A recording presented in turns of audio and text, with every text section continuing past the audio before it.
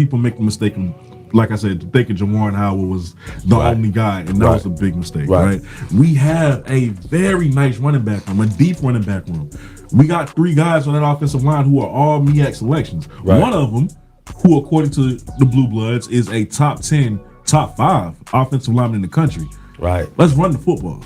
What is good, y'all? Welcome back to the BlitzCity Podcast. I'm your host, Kobe Orr, and today we're going to be talking about 3 reasons why Norfolk lost this game, because anybody who watched that game knew they should have won and didn't because of their own fault. Let's be honest. They were doing good throughout most of the game, and then they just kind of took their foot off the pedal, kind of gave away momentum. But we're about to talk about all that right now, so let's get into it. So first, the first reason why they lost the game, and this is all my opinion, by the way. You let me know why you think so down below in the comment section. But the first reason, in my opinion, why they lost the game is because they played it safe.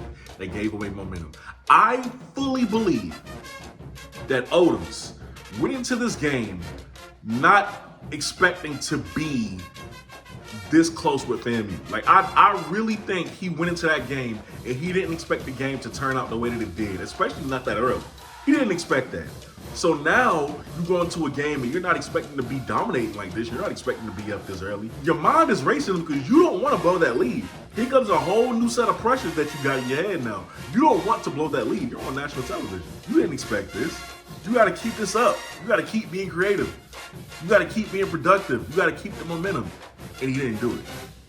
You see, if it's 4th and 2 in plus territory, you don't give the ball back. You go for it.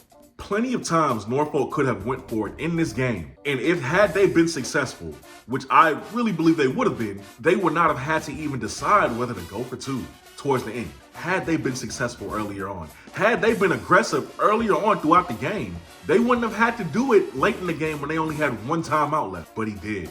Your running back is averaging 5.5 yards a carry. They can't stop your run game, except for a couple of times, which was not consistent. They could not stop your run game. Why are you giving the ball back on 3rd and manageable, 4th and manageable situations? You go for it. They picked the wrong time to be aggressive. This is a momentum sport. You had all the momentum. You had FAMU on their toes. You can feel it through the screen. You don't give that away. Secondly, and this is still about the first point, conditioning. At the beginning, all of these trap plays that you were running with the offensive lineman, it looked beautiful. Those run plays were designed and executed beautifully. But as you can see, when the night went on, and I didn't care about the throw up, that happens. Even when we were in Atlanta last year, it was pretty hot. I get that, that's cool. But where were your conditioning throughout camp? Like, how often were you conditioning throughout camp to where these kids literally did not look the same?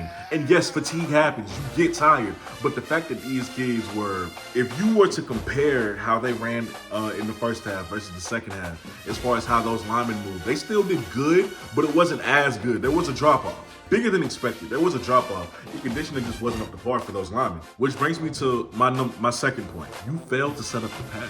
You did very good running the football. Very good overall. But you had 42 rushing attempts and 9 passing attempts.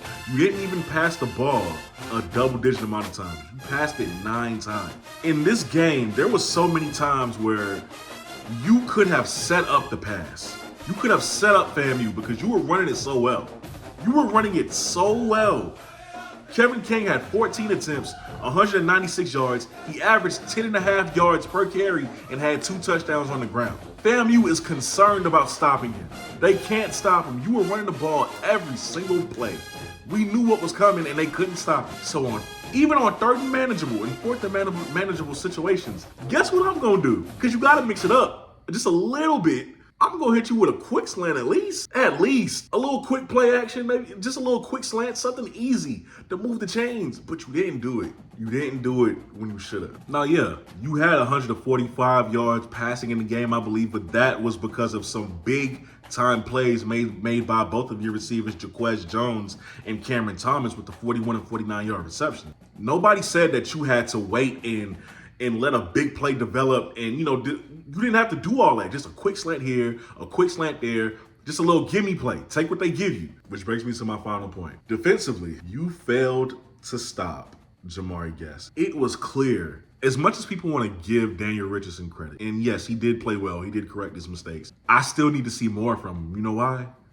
Because Jamari Gassett was his clear was his clear target every play. Every play. We know who his favorite is. If it wasn't going to be Jamari, it was going to be a running back or a tight end to get what they can get. If I'm a defensive coordinator, I'm seeing this. He's favoring Jamari a lot. Let me at least bait him or take Jamari out the game. Double him. Put 2 bodies on him. Do something. Put safety help. I don't care what you got to do. Take Jamari Gassett out the game. That is clearly his favorite target. Jamari was able to have 8 receptions for 110 yards, 2 touchdowns, and average 13.8 yards a catch. Did very well against the run. Kelvin Dean only had 49 yards on the ground. Bo Somersault, this was his debut, so I'm not going to hold much against him, but he couldn't get the ball going well either. Overall, you played it safe. You gave away momentum. You failed to set him up with the pass when the situation called for it, and you failed to stop Jamari Gassett, which ultimately led to you losing that game. I'm not going to criticize you for that last decision. I'm not mad at you wanting to go for 2. I do think that if you're going to do it, number one, your quarterback should have ran towards the outside. There was nobody out there. He could have made that instead of trying to cut it in. But 2, I don't like the play call either. With that being said, these are just my opinions. Norfolk looks a lot better than I thought they would be this season, so I do give them credit for that.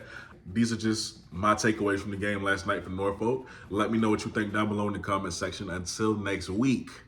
Well, until next time, because I might make a video before then. I'm your host, Kobe Orr. You are watching the BlitzCity Podcast. I'm out. Peace.